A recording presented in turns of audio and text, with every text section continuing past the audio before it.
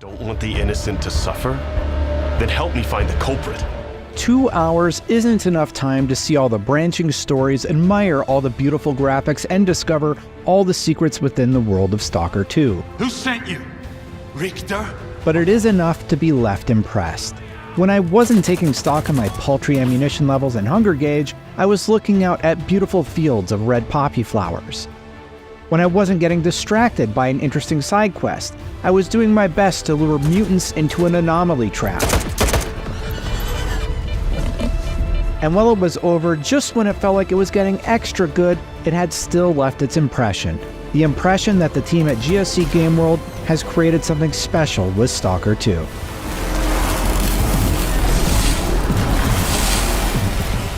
I will preface all this by admitting that I am not a Stalker expert, meaning I have not played the 2009 hits, but I probably should be because I am a huge fan of games that offer us various options for dealing with a story scenario, especially those where one seemingly small decision can have effects that ripple through the rest of your playthrough.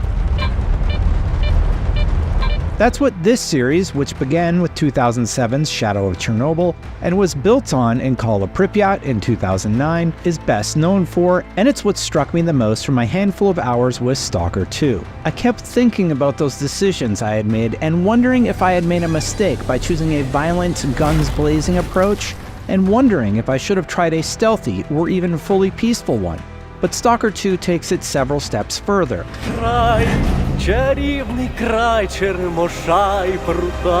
There are times you'll have NPCs abruptly end a quest without rewarding you because you've looted the body of their dead friend, for example.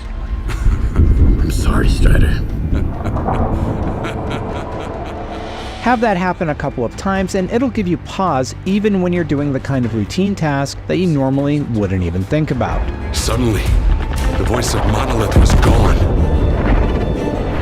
I felt as if I was awakening from a years-long coma. Our demo began with that Enter the Zone trailer cinematic before we were unleashed into a small field area covered by the darkness of night where we were hunting for anomalies. These are dangerous areas that have been disturbed in the irradiated area and can reveal powerful artifacts with special attributes on them. And on the graphics front, for both PC and Xbox, these areas look stunning on both platforms. Скіфе, радий тебе бачити, друже. This introductory sequence introduces us to Skiff. While we still don't know much about Skiff, we did learn that he seems to be well versed with the new technology of Stalker 2, such as the Gilka 1 detector that you can flip open and use to search for artifacts as it beeps louder and louder when approaching the correct area. Stalker 2 artifacts are basically small objects that give you benefits like a faster stamina recharge. While attempting to plant and charge a separate larger topaz scanner at 3 such anomaly locations, I'll yada yada yada over some spoilers here, because after a dramatic moment we wind up in the open world section of Stalker 2 where our journey really begins, with a main quest that we quickly find sending us on a search for an individual named Squint. But before tackling that Squint questline, I was surprised by just how much could happen in the open world.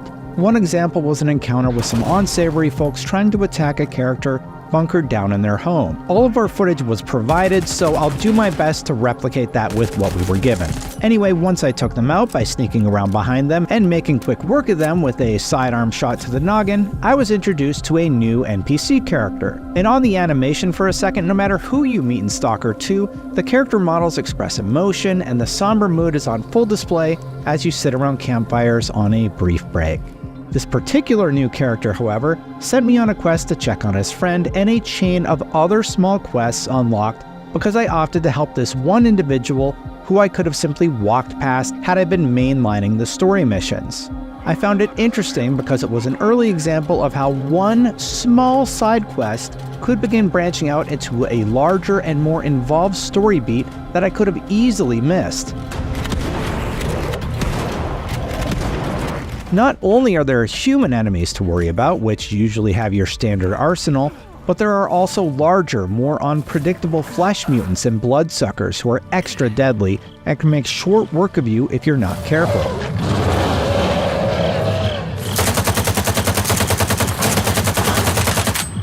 And there's fields of poppy flowers to navigate, the latter of which sounds quite nice, but will put you to sleep forever if you wander too far off the main pathways. You can't rest now, we're nearly there! Not only does this keep combat and the wastelands of the exclusion zone interesting, but it also offers moments of awe as you look out at the beautiful red sea of poppy flowers, knowing you'll need to go in there and carefully navigate it to complete your objective. All that said, when I did finally find Squint, I was given two options: confront him with violence and head back to base, or help him survive and be sent on a completely different story branch with him. At first, I took the violent approach, but when I realized it felt a bit anticlimactic to end the journey with a gunfight, so I loaded up a save just before the encounter and went the other way. I couldn't help but remember the hundreds of hours I played Fallout 3 or Fallout New Vegas, some of my favorite games ever, and experienced that same lingering doubt as to whether or not I made the right decision in a given situation. Stalker 2 had just evoked that same emotion in a 2-hour game session. It may not be special, and a lot of games have used this before, but I hadn't realized how much I missed this level of nuance. While games like Cyberpunk offered interesting beats to explore, a lot of the stories wound up at the same place. I'm left hopeful that the branching paths could result in some wildly different results in Stalker 2's case. This brief session with Stalker 2, which seemed to start us at the very beginning of the game, reminded me just how great a branching style of storytelling can be from a gameplay perspective, specifically when it's interwoven as it has been here with Stalker 2. I can't wait to see what else is in store for the full experience, and I'm able to discover just how far things can unravel. Beyond the branches of storytelling you can explore and the pretty graphics, I also found it really refreshing to be challenged with managing resources like ammunition and food to ensure survival. If you don't eat enough, you'll fatigue easier, and that means worse aim or less stamina, which you can use to navigate a conflict by, say, running away if you want to. If you run out of bullets, your knife probably won't cut it in many situations, but you can try to instead use the environment to your advantage by luring your opponents into an anomaly. This kind of resource management lends nicely to the overall feeling this oppressive world is trying to convey, and it reminds me that every fight should be considered a calculated risk. Do I unload with my AK ammo that I'm very short on, or do I try and use a bit of stealth here? Can I get away with using a pistol, or do I need to get extra aggressive with these bigger enemies? Do I tackle this during the night when I can use darkness to my advantage, or would I rather use the sunlight to my advantage for clearer sight? The fact that the designers at GSC Game World have struck a balance with how much they give you, at least early on, with the scenarios you're put in, makes it feel like it's in a great spot right now. Hopefully this sticks for the rest of Stalker 2 and you don't become overpowered by the end of the campaign, because this feeling of desperation is what it's all about. I wonder what's out there. Eternal spring? The Klondike of artifacts? A new home? I'm left with eagerness to get back into the world and see what other trouble Skiff gets into. Even though November 20th is right around the corner, Stalker 2 can't come soon enough. In the meantime, check out the Stalker 2 gameplay, and for more on all things gaming, keep it right here at IGN.